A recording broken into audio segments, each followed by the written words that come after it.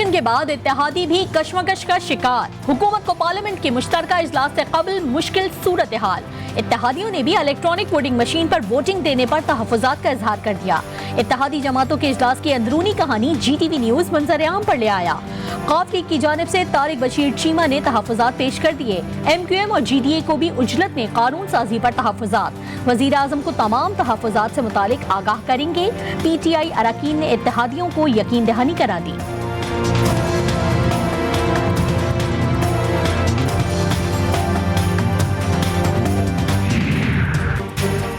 क़ाफ league ने bill की मंजूरी में साथ देने का मामला क़यादत की मंजूरी से मशरूत कर दिया। वोटिंग मशीन से मुतल्लिक पार्टी क़यादत से मुशावरत ज़रूरी है। ग्रीन सिग्नल मिला तो हुकूमती बिल की भरपूर हिमायत करेंगे। क़ाफ लीग का मौक़िफ़। MQM के रुकन सलाहुद्दीन ने कहा, हमें किसी भी मामले पर एतमाद में नहीं लिया जाता। ये पाकिस्तान के मुस्तकबिल का मामला है, जल्दबाजी किस बात की है। हमें भी इस मामले पर अपनी पार्टी से ज़रूरी मुशावरत करनी है। GDA ने धांधली के खात्मे के लिए बोगस वोटर लिस्टों को ख़त्म करने का मुतालबा कर दिया।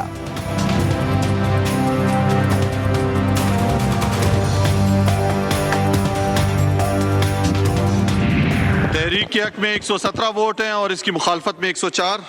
तो मेरे ख्याल में अक्सरियत के जवाब हाँ में है, लिहाजा बिल मंजूर करने की इजाज़त दी जाती है। हुकूमत को एक ही दिन में अपोजिशन के 2 बिलों पर नाकामी का सामना। कोई भी मुंतखब रुकन 7 साल तक दूसरी पार्टी के टिकट पर इलेक्शन लड़ने का अहल नहीं होगा। नून लीग दस्तूर तरमीमी बिल 2021 कौमी असम्बली में ले आई। दस्तूर तरमीमी बिल की करारदाद सैयद जावेद हसनैन ने पेश की। हुकूमत की तरफ से बिल की मुखालफत की गई। डिप्टी स्पीकर ने बिल के खिलाफ फैसला दिया, जिसको अपोजिशन ने चैलेंज किया। इजलास के दौरान गिनती में बिल पर हुकूमत को अददी शिकस्त हो गई।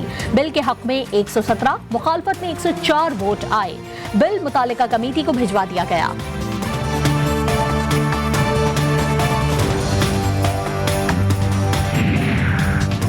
हुकूमत को कानूनी तरीके से टफ टाइम देने का मामला। कौमी असम्बली और सेनेट में अपोजिशन इत्तेहाद मुत्तहिद। हिज़्ब इख्तिलाफ की जमातों की कानूनी कमेटी के इजलास में हिकमत अमली तय कर ली गई। हुकूमत की जानिब से लाए जाने वाले बिल्स को कानूनी तरीके से मुस्तरद करने पर गौर किया गया।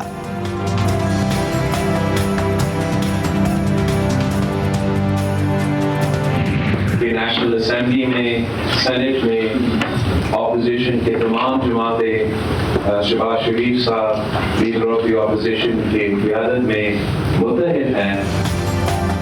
शहबाज शरीफ ने अपोजिशन क़यादत और अरकान से राब्ते मजीद तेज कर दिए। कायदे हिज़्ब इख्तिलाफ की जानिब से इत्तेहादी जमातों के एजाज़ में इशाइया। Chairman peoples party Bilawal Bhutto Zardari का इशाइये से खिताब। कहा, अपोजिशन शहबाज शरीफ की क़यादत में मुत्तहिद है। मुश्तरका इजलास में पीपल्स पार्टी मुकम्मल ताउन करेगी। हमारे तमाम अरकान मुश्तरका इजलास में शरीक होंगे।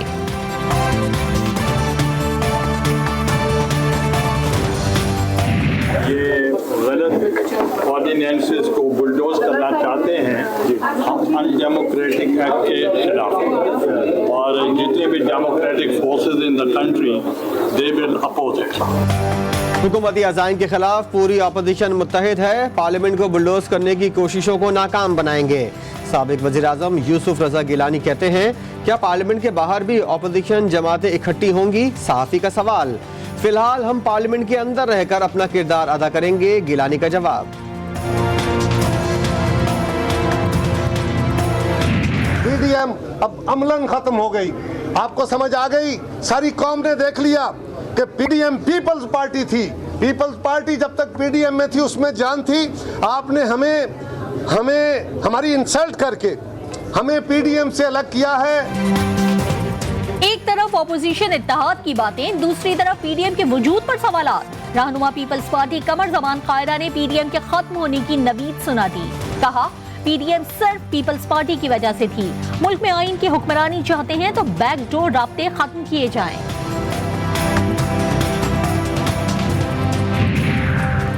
पीपल्स पार्टी और PDM फिर आमने सामने। JUIF के रहनुमा हाफिज हमदुल्ला कहते हैं, पीपल्स पार्टी ने PDM की पीठ पर छुरा घोंपा। कमर जमान कायरा के बयान पर रद्द अमल देते हुए कहा, पीपल्स पार्टी ने सादिक संजरानी को जितवाया और गफूर हैदरी को हरवाया। क्या ऐसा नहीं हुआ था? जो आज पाकिस्तान की आवाम के साथ हो रहा है, जो महंगाई का आलम है, हर मिनट, हर सेकंड, हर घंटा महंगाई में इजाफा हो रहा है। इमरान साहब ने इजलास बुला के तैयारी करवाई थी, उस तैयारी का नतीजा ऑपोजिशन 117 वोट और गवर्नमेंट 104 वोट। इसलिए मैंने पहले कहा कि अगर आज इखलाकी जुर्रत रखते हैं, जो है नहीं। इमरान खान अब चीखें या चिल्लाएं, उनके जाने का वक्त हुआ चाहता है। तर्जुमान मुस्लिम लीग नून मरियम औरंगजेब कहती हैं, पाकिस्तान में हर पल महंगाई में इजाफा हो रहा है, जिसकी वजह से इत्तेहादी भी हुकूमत का साथ नहीं देंगे। हुकूमत में अब इखलाकी जुर्रत है तो फौरी मुस्ताफी हो।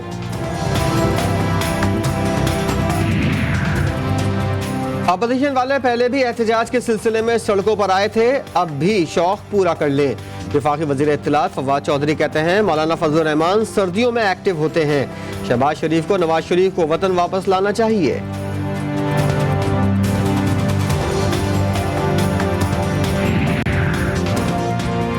वजीर आजम भी अपोजिशन को भरपूर जवाब देने के लिए तैयार। इमरान खान के हुकूमती इत्तेहादी पार्लियामेंटेरियन से राब्ते। अहम कानून साजी पर एतमाद में लेने के लिए आज तमाम अराकीन को ज़ियाफत पर बुला लिया। वज़रा को खुसूसी तौर पर शिरकत यकीनी बनाने का कह दिया। अहम मामलात पर कानून साजी के लिए पार्लियामेंट का मुश्तरका इजलास तलब। कौमी असम्बली और सेनेट का मुश्तरका इजलास जुमेरात की सुबह 11 बजे होगा। इस अहम सेशन में मुल्की आला सिविल और अस्कर क़यादत शिरकत करेगी। इंतखाबी और कानूनी इस्लाहात, इलेक्ट्रॉनिक वोटिंग पर कानून साजी होगी। भारतीय जासूस कुलभूषण यादव के केस से मुतल्लिक कानून साजी भी एजेंडे का हिस्सा है।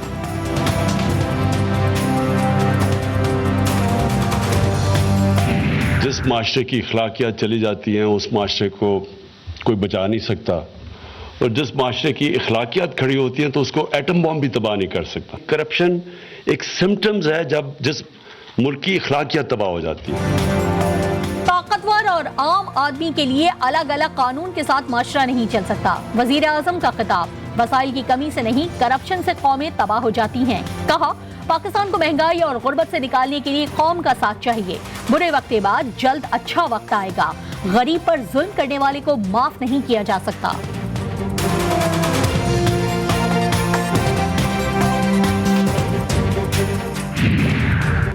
बलूचिस्तान की नई हुकूमत ने नई हिकमत अमली शुरू कर दी। वज़ीर आला बलूचिस्तान अब्दुल कुद्दूस बजिंजो की सेनेटर कोहदा बाबर से मुलाकात। वज़ीर आला की सेनेटर कोहदा बाबर को दोबारा पार्टी सरगर्मियां शुरू करने की हिदायत। सेनेटर कोहदा बाबर ने वज़ीर आला बलूचिस्तान से मुशावरत के लिए वक्त मांग लिया।